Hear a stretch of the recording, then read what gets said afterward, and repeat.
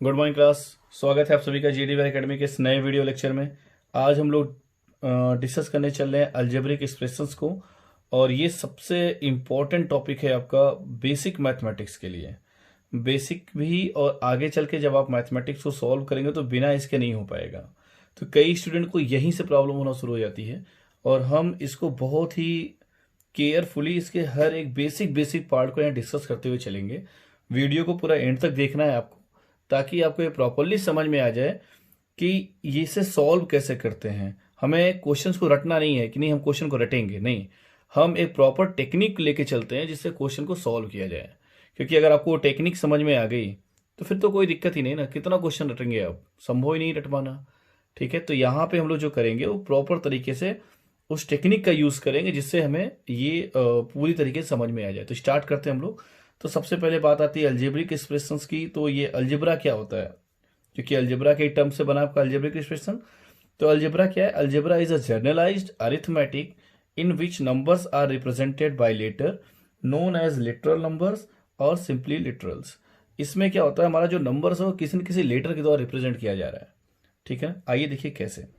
तो सबसे पहले बात आती है कि इसमें एडिशंस कैसे करते हैं। नंबर्स कैसे आएंगे आपके? नंबर्स देखिए ऐसे आएंगे, जैसे 5x हो गया, 3x+y हो गया, ऐसे नंबर्स आपको मिलने वाले हैं। ठीक है, तो सबसे पहला इसमें आता है ऐड कैसे करते हैं। जैसे मैंने ऐड किया x+3, तो इसका आंसर क्या आएगा बेटा? कई बच्चे इसका आंसर क्या लिख देते हैं 3x, जो कि क्या है, रॉन्ग है। ये नहीं होता, क्योंकि ये तो हमारा एक वेरिएबल है और ये हमारा एक कांस्टेंट है। वेरिएबल जो अल्फाबेट्स होते हैं हमारे क्या होते हैं बेटा, एक वेरिएबल्स होते हैं, और जो नंबर्स होते हैं हमारे वो क्या होता है, कांस्टेंट होता है। तो एक वेरिएबल में एक कांस्टेंट कभी भी ऐड नहीं हो सकता, नेवर पॉसिबल। तो क्या है फिर इसका रिजल्ट क्या होगा? इसका रिजल्ट यही होगा जो लिखा है, इसे लिख देंगे क्या हम लोग, x+3। x+3 का आंसर x+3 होगा। ठीक है ना। अब आगे ऐसे अगर मैं बोलूं कि आप ऐड करिए x+y को, तो देखिए ये भी बिल्कुल वैसा ही तो है। अगर मैं x+y को ऐड करूंगा तो x अलग है, ये अलग अल्फाबेट है। दोनों अल्फाबेट अगर अलग अलग हैं, यानी दोनों वेरिएबल्स अगर अलग अलग हैं, तो आप उसको ऐड नहीं कर सकते कभी भी। ठीक है ना।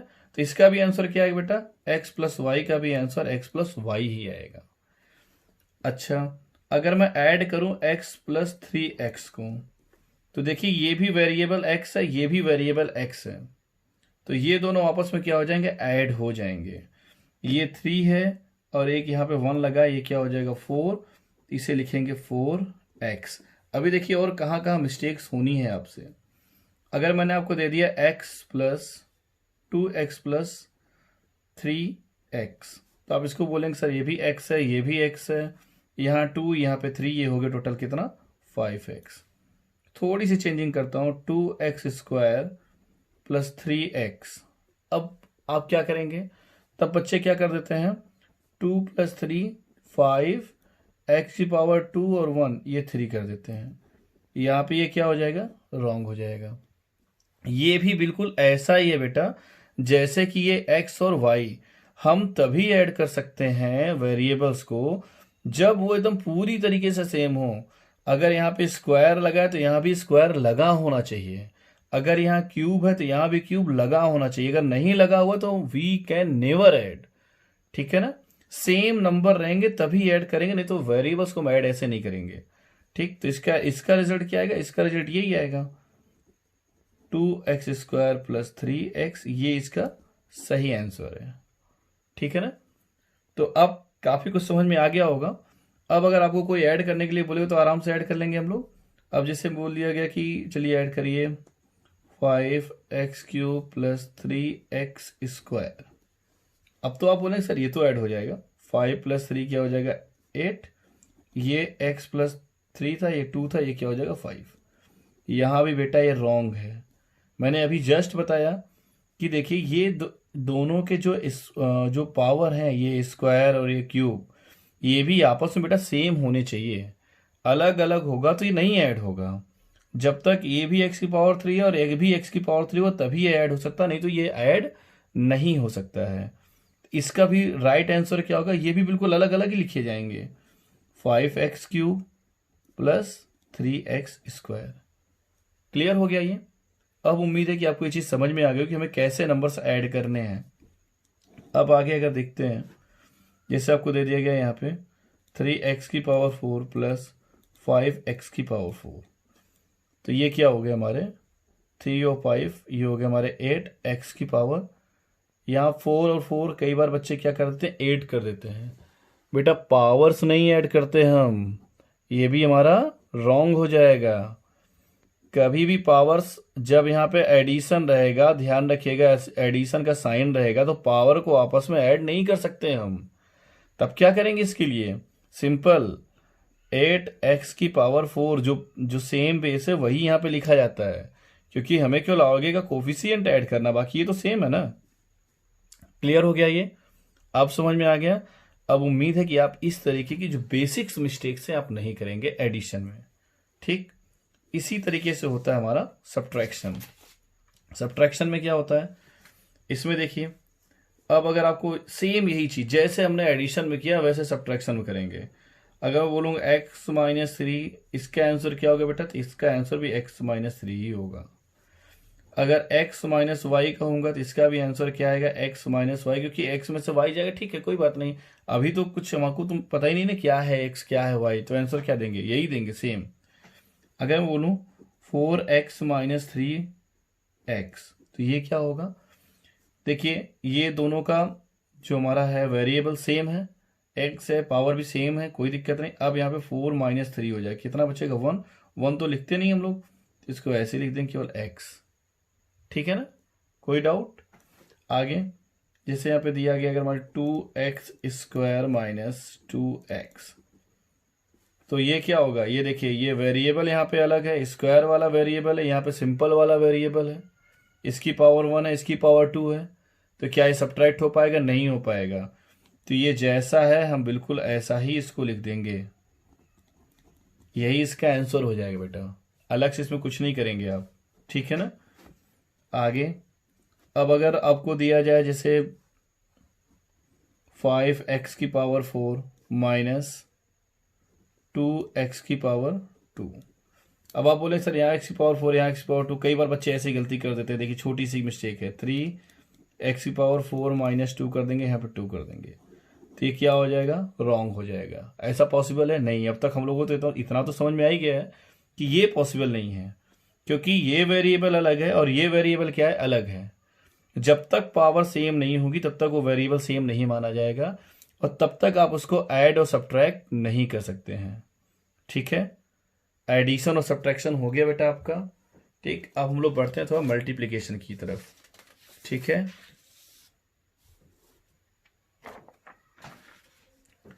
तो मल्टीप्लिकेशन में क्या करते हैं हम लोग, मल्टीप्लिकेशन में भी सिंपल। अब इन चीज़ों का ध्यान रखिएगा, एडिशन सब्ट्रैक्शन हमारा हो गया। मल्टीप्लिकेशन में क्या करते हैं, बहुत ही कंसंट्रेट होना है आपको, नहीं तो सब भूल जाएंगे आपस में आप।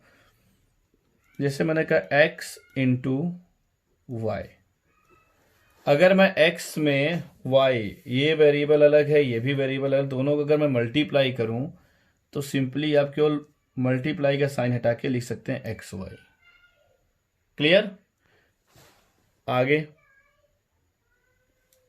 अगर मैं करूं x² × y², तो इसको भी आप ऐसे लिखेंगे, केवल मल्टीप्लाई का साइन हटाएंगे, x² × y² करेंगे इसको। ठीक है, कोई डाउट इसमें नहीं। अगर इसमें मैं करूं x⁴ ×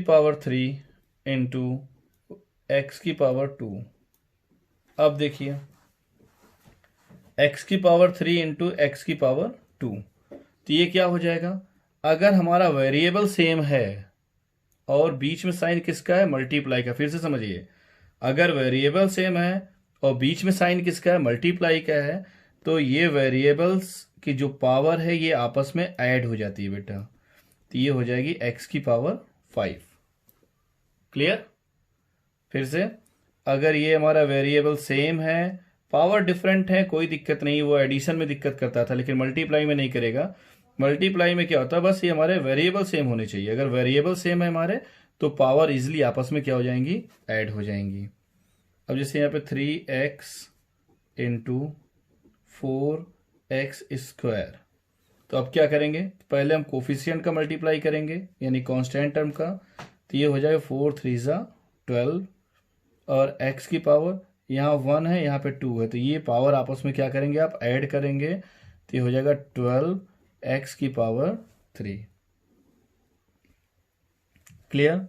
अब अगला जैसे मैं एक क्वेश्चन ले लेता हूँ, 3x² इंटू 4y³।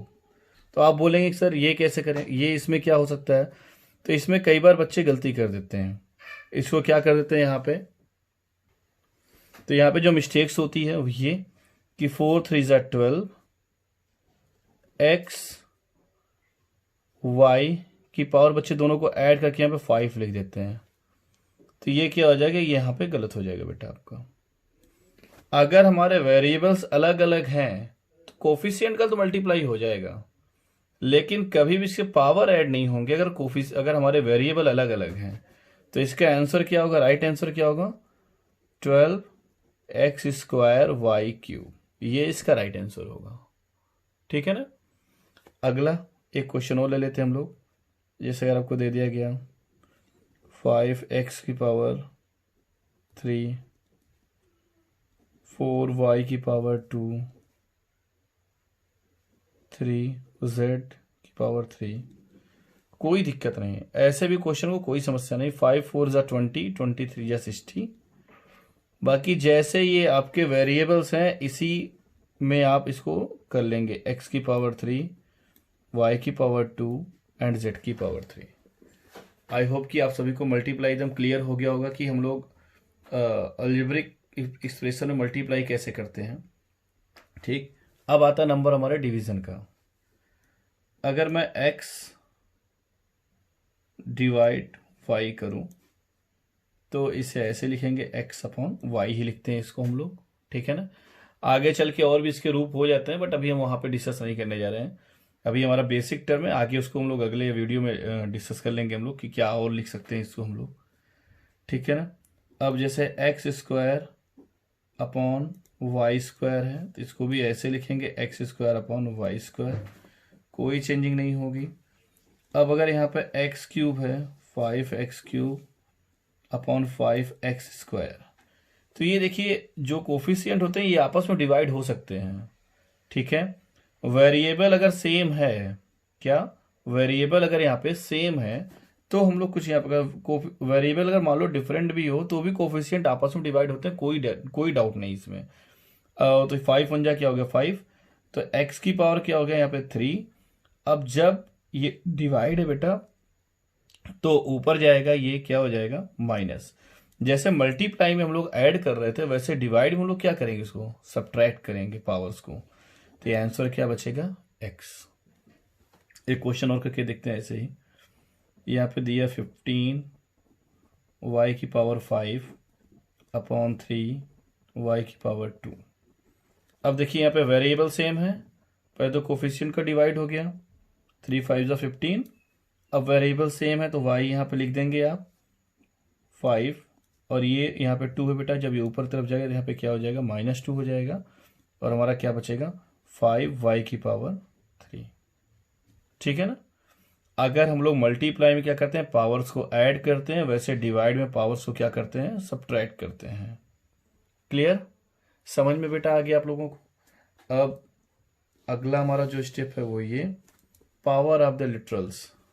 अगर मैंने लिखा x⁻2, इसका मतलब क्या समझते हैं आप, इसका मतलब हो गया x की मल्टीप्लाई 2 बार, जितना पावर होता है उतनी बार मल्टीप्लाई करते हैं। अगर y⁻3 है तो इसका मतलब क्या हो गया बेटा, y का मल्टीप्लाई 3 बार। ठीक है। अगर जैसे आपको दे दिया गया यहाँ पे a ऐसे डॉट डॉट डॉट 10 टाइम्स, कितनी बार करना है इसको, 10 टाइम्स, 10 बार तक ऐसे करना है आपको, तो क्या हो जाएगा 10 बार तक करना है, तो a की पावर क्या हो जाएगी 10। हुआ क्या यहाँ पे, देखिए अभी मैंने आपको सिखाया कि अगर वेरिएबल सेम है, बीच में मल्टीप्लाई का साइन है, तो पावर क्या होता है ऐड। जिसके ऊपर कोई पावर नहीं होती बेटा हम लोग क्या मान लेते हैं 1। तो 1+1 क्या हो गया 2। देखिए यहाँ पे 1 1 1 1+1+1 कितना हो गया 3। देखिए वही सेम चीज जो हमने ऊपर लिखा है उसी का यहाँ पे डिस्क्रिप्शन ये है। अब ऐसे अगर 10 बार करेंगे तो 1 को 1 1 1 10 बार आप ऐड करें तो क्या हो जाएगा 10 आ जाएगा। ठीक है ना, इसमें कोई समस्या नहीं आनी चाहिए आपको। ठीक है, अगला देखते हैं हम लोग बेटा। ये सबसे इंपॉर्टेंट है हमारा, how we can write the expressions. Expressions को कैसे लिखते हैं, क्या कहते हैं, क्या समझते हैं। जैसे अगर ये लिखा गया है x+5, इसे कैसे पढ़ा जाएगा, इसे आप लिखेंगे 5 is added to x। 5 कहाँ ऐड हुआ है बेटा, x में ऐड हुआ, तो यही लिखेंगे यहाँ पे 5 is added to x। अगर ये लिखा है तो इसका मतलब भी समझ जाए ये लिखा गया है। ठीक है ना, अगर किसी स्टेटमेंट को ऐसे एक्सप्रेशन में कन्वर्ट करना तो इस तरीके से लिखा गया, उसको समझिए ऐसे।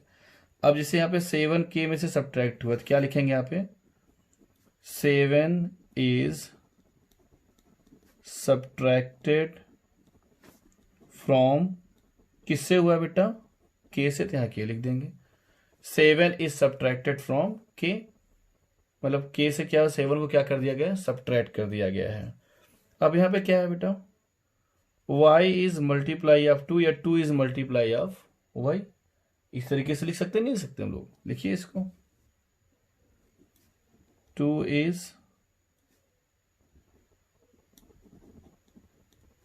या यहां लिख दीजिए ऐसे और अच्छा लगेगा आपको, y is multiplied by 2। y को किससे मल्टीप्लाई किया गया बेटा 2 से। क्लियर, अगला देखते हैं हम लोग। अब a में क्या किया हमने 5 से डिवाइड किया गया है, तो क्या लिखेंगे a डिवाइडेड बाई 5। एकदम सिंपल, जो आपने काम को किया है वही लिखना है इसमें हमें, जो हमने अभी तक काम किया बस वजह से मैंने 5 को ऐड किया तो मैं लिख दिया 5 इज एडेड टू x। 7 को सब्ट्रैक्ट किया तो लिख दिया 7 इज सब्ट्रैक्टेड फ्रॉम k। 2 को मल्टीप्लाई किया तो मैं लिख दिया y इज मल्टीप्लाई बाई 2। अगर मैंने 5 से डिवाइड किया तो मैं लिख दिया a डिवाइड्स बाई 5। अब यहाँ पे क्या लिखेंगे, ऐसे लिख दीजिएगा q इज मल्टीप्लाइड बाई -3। कोई दिक्कत नहीं, -3 से मल्टीप्लाई -3 लिख दिया हमने। अब देखिए इसको कैसे लिखेंगे, ये जो सबसे इंपॉर्टेंट हमारे लिए, क्योंकि बच्चे यहीं से कंफ्यूज होना शुरू होते हैं। यहां तक तो एकदम प्रॉपरली समझ में आ गया होगा आप लोगों को। अब इसको देखिए, यहाँ पे पहले क्या हुआ है, पहले 5 का मल्टीप्लाई हुआ है x में, तो क्या लिखेंगे first x multiplied by 5, then 3 is added to the product।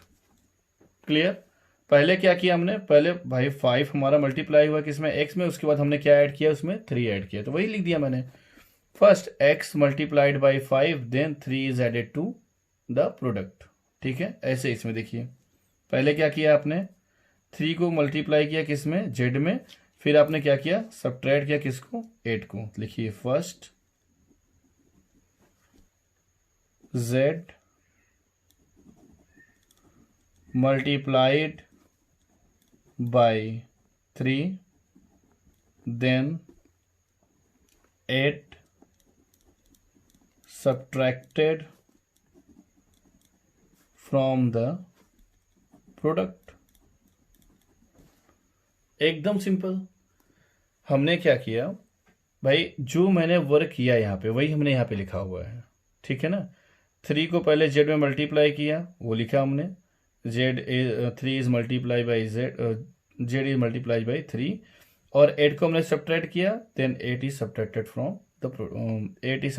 The product. ठीक है, जो वर्क किया है मैंने वही प्रॉपर तरीके से लिखा हुआ है और यही आपको सीखना है। अगर ये लिखा रहे तो उससे हमें अलजेब्रिक एक्सप्रेशन बनाना है, या अलजेब्रिक एक्सप्रेशन लिखा है तो उससे हमें ये, अब मैं लिखूंगा यहाँ पे एक स्टेटमेंट और आपको उससे क्या बनाना होगा, अलजेब्रिक एक्सप्रेशन। ठीक है ना।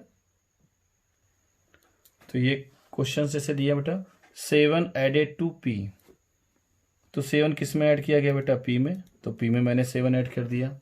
10 सब्ट्रैक्टेड टू जेड, जेड में से क्या हुआ है, 10 सब्ट्रैक्ट हुआ है। x मल्टीप्लाइड बाई 8, 8 से x को मल्टीप्लाई कर दिया। y डिवाइडेड बाई 9, y को मैंने 9 से डिवाइड कर दिया। m मल्टीप्लाई बाई -3, -3 से m को मल्टीप्लाई कर दिया। y multiplied by 10 and then 7 added to the product, पहले मैंने 10 को y में मल्टीप्लाई किया, फिर उसमें क्या ऐड कर दिया, 7। अब ऐसे ही n multiply by 2 and 1 subtracted from the product, तो 2 से मैंने n को मल्टीप्लाई कर दिया, उसमें से 1 मैंने सब्ट्रैक्ट कर दिया। ठीक है ना, एकदम इजी, जैसे जैसे इसमें लिखा गया मैंने वैसे वैसे कर दिया, और यही चीज आपको भी करना है एकदम सिंपल तरीके से। ठीक है बेटा। अब कुछ ऐसे टर्म्स हैं जो थोड़ा सा टफ है, लेकिन उसकी लैंग्वेज बिल्कुल डिफरेंस रहेगी, लेकिन वो भी बहुत इजी है आपके लिए। अब देखिए, जैसे इसमें दिया है x इंक्रीज्ड बाई 12, x में 12 क्या कर दिया गया, इंक्रीज कर दिया गया, यानी कि ऐड कर दिया गया। इंक्रीज का मतलब क्या हो गया बेटा, ऐड कर दिया गया। ठीक है। अब दिया y डिक्रीज बाई 7, y को क्या कर दिया गया, 7 से डिक्रीज कर दिया गया, यानी कि उसमें से 7 कम कर दिया गया, तो y -7। ऐसे ही x टेकन अवे फ्रॉम 4, 4 में से क्या निकाल लिया गया बेटा, x निकाल लिया गया, तो 4 माइनस क्या हो जाएगा, x। ये देखिए एकदम बिल्कुल इस चीज स्टेटमेंट को ऐसे ही पढ़ेंगे आप, पढ़ के उसकी मीनिंग निकाल के प्रॉपर तरीके से लिखेंगे उसको। अब देखिए, ट्वाइस x, ट्वाइस मतलब बेटा होता है 2 गुना, ट्वाइस मतलब 2 गुना, थ्राइस मतलब 3 गुना, तो ट्वाइस x यानी 2 गुना इंक्रीज बाई y, तो यानी कि 2 गुना x यानी 2x इंक्रीज्ड बाई किससे, यानी प्लस किससे हुआ है, y से। अब देखिए, the product of x and y, इन दोनों का प्रोडक्ट यानी कि इन दोनों का मल्टीप्लाई, एडेड टू देयर सम, इसी के सम में ऐड किया गया। तो पहले इन दोनों का मल्टीप्लाई यानी कि x इंटू वाई, किस में ऐड किया गया बेटा, इसी के सम में, यानी कि x प्लस वाई में। ठीक, कोई कंफ्यूजन नहीं। देखिए इसमें वर्ड को केवल चेंज किया जा रहा है, आपके थोड़ा सा आप कंफ्यूज हो ताकि, लेकिन ऐसा नहीं होना चाहिए, क्योंकि बेसिक्स हमारा क्लियर है, तो मुझे किसी तरीके का कंफ्यूजन यहाँ पे नहीं होना चाहिए। ठीक है ना। चलिए अगला देखते हैं हम लोग। 1/3 of x multiply by the sum of a and b। 1/3 of x, 1/3 यानी कि 1/3 किसका है बेटा, ये x का है, और इसको किस में मल्टीप्लाई करना है हमको, a प्लस b में। भाई sum of a and b, sum of a and b, और इसमें मल्टीप्लाई किया मैंने किसका, x का। मल्टीप्लाई का साइन नहीं लगाते हैं, तो भी अगर दोनों के बीच कोई साइन ना हो तो समझिए मल्टीप्लाई है यहाँ पे। और 1/3 ऑफ x यानी कि 1/3 ऑफ x। ठीक है ना। अब ये देखिए सबसे interesting, x multiply by itself, x क्या हुआ है, खुद से मल्टीप्लाई हुआ है। खुद से मल्टीप्लाई मतलब x मल्टीप्लाई x, तभी तो खुद से होगा। तो फाइनल आंसर क्या आ जाएगा, 1 1 ऐड करिए तो यहाँ पे क्या हो गया, स्क्वायर। अब ये देखिए, 2 less than the quotient of x by Y, x by Y मतलब बाई के यहाँ पे आ जाए x बाई वाई मतलब x अपॉन वाई, और ये जो 2 है इनसे क्या है बेटा, ये लेस देन है। देखो यहाँ पे लिखा है 2 लेस देन, 2 हमारा क्या है इससे, इसके x अपॉन वाई से क्या है, कम है, तो हमने लिख दिया। अब अगला देखिए, the quotient of x by 8 is multiplied, ये तो x by 8 multiply of y, जैसा इसने कहा है मैंने वैसा लिख दिया यहाँ पे। ठीक है बेटा। अब आप इसकी जो एक्सरसाइज है आप उसको बैठ के करिए घर पे, जो क्वेश्चंस ना आए आप मुझे कॉल करके पूछिए। ठीक है बेटा। और वीडियो अगर आपको समझ में आई हो, अच्छी लगी तो इसे लाइक करिए और शेयर करिए। Thank you class.